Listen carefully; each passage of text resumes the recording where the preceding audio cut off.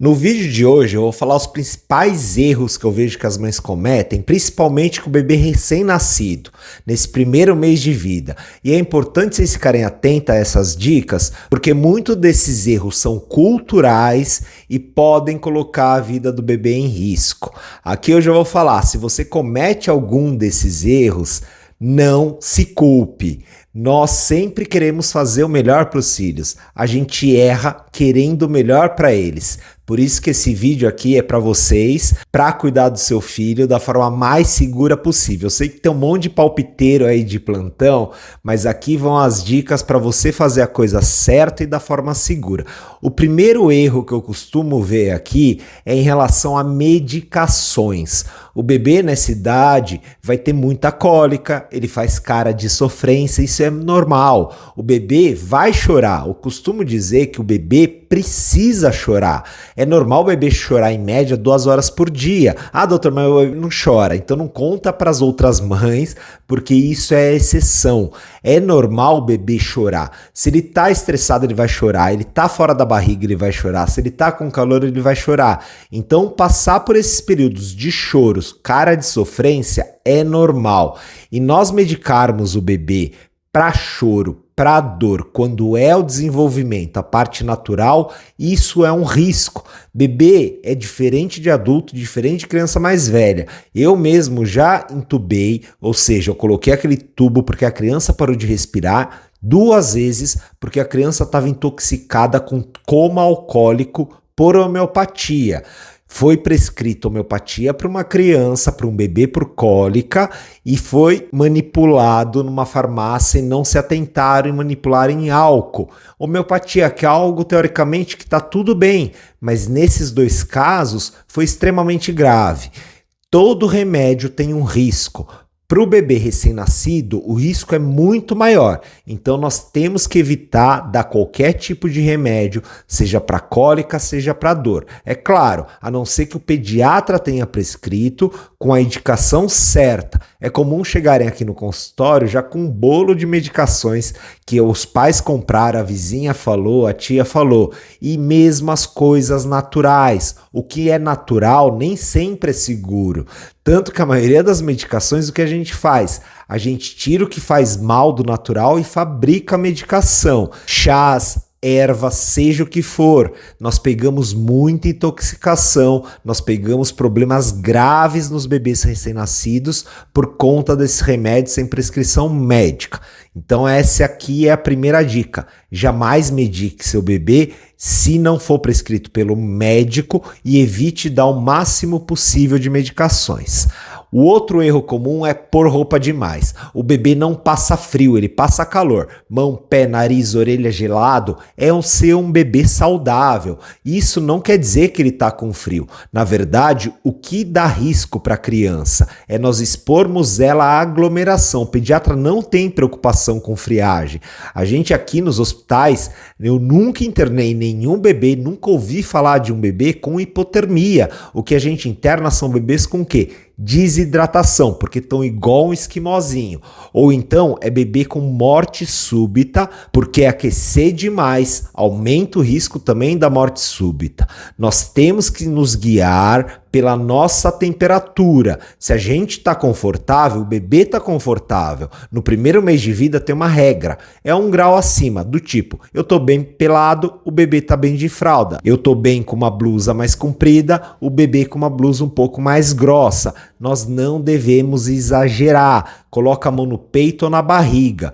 Colocar roupa demais expõe o bebê ao risco e não deixa ele doente. Lembrar que para ficar doente nós precisamos entrar em contato com pessoa doente. E aqui vai o terceiro erro, que são as visitas, as aglomerações. O bebê nos 3 primeiros meses de vida tem que ficar em isolamento social. Ah, doutor, mas ninguém pode visitar? Não é bem assim. A rede de apoio vai ajudar. Eles vão estar do lado do seu bebê. Mas o grande problema aqui é que até 4 meses, até febre, nós conduzimos diferente. Porque o mundo é virose? Porque tem vacina e ponto. Se não tivesse vacina, qualquer febre pode ser qualquer doença. O bebê só vai ter o reforço das doenças graves com 4 meses.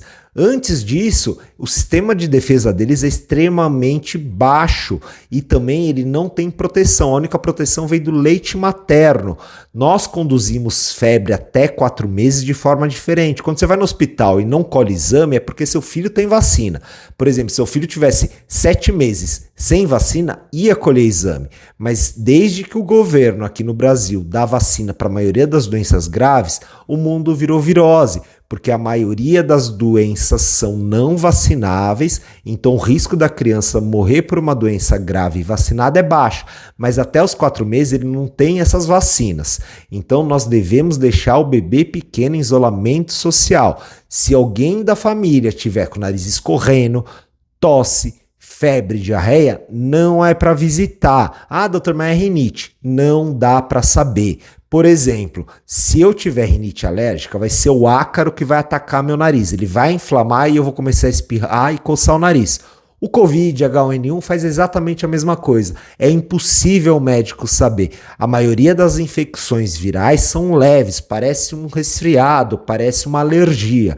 Para não arriscar, nós não devemos ter esse contato. Criança em escola, criança em creche, aí que não pode de jeito nenhum, porque a chance de desenvolver uma doença no seu bebê é extremamente alta. Eles carregam muitas doenças.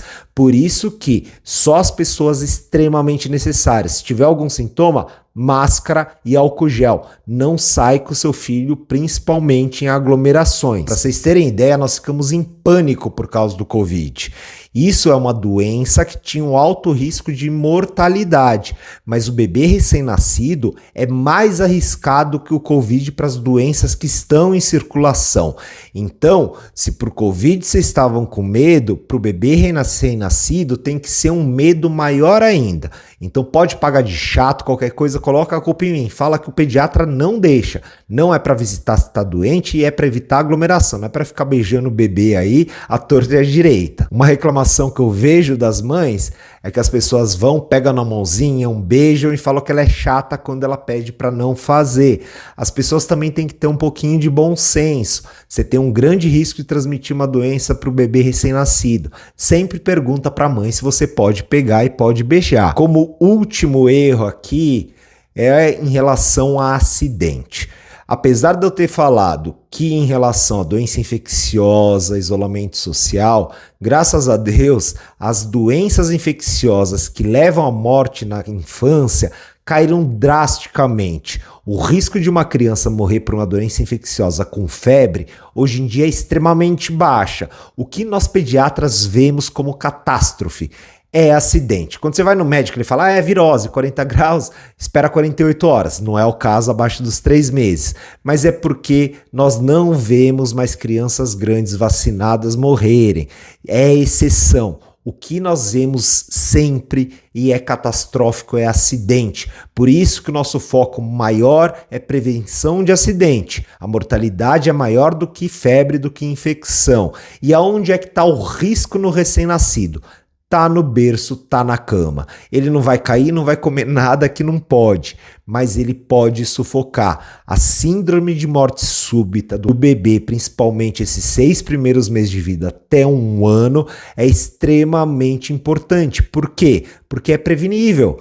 A gente fazendo as medidas que são simples, você diminui o risco do bebê morrer no berço. Um monte de gente fala, mas eu criei tantos e não aconteceu nada. Sim, porque é raro, porque é difícil acontecer. Se for ver nos Estados Unidos, 3.500 crianças. Você precisa conhecer milhares de famílias para acontecer alguma coisa e para saber que aconteceu alguma coisa. Agora, nós pediatras que estamos na linha de frente nos pronto-socorros, todo ano eu tenho que falar para uma mãe que o filho dela morreu porque estava na cama compartilhada, porque estava dormindo de lado, porque estava dormindo de barriga para baixo. Então, segue as orientações de como dormir de forma segura. Eu já fiz um vídeo sobre isso, depois vocês dão uma olhada. Esses são dos principais erros que eu vejo as mães cometerem, tentando fazer o melhor, e o maior problema é que tem muita gente que palpita, muita gente fala que não vai acontecer nada, mas a grande questão aqui é aumentar o risco. Se vocês fizerem e seguirem o que eu estou falando, vai diminuir o risco do seu filho, do seu bebê ter alguma coisa séria, porque por mais que você pague de chata, pague de mãe louca, no fim, se o seu filho tiver que internar por febre, se o filho tiver alguma catástrofe por dormir errado no berço, é você que vai sofrer, é sua vida que vai ser destruída.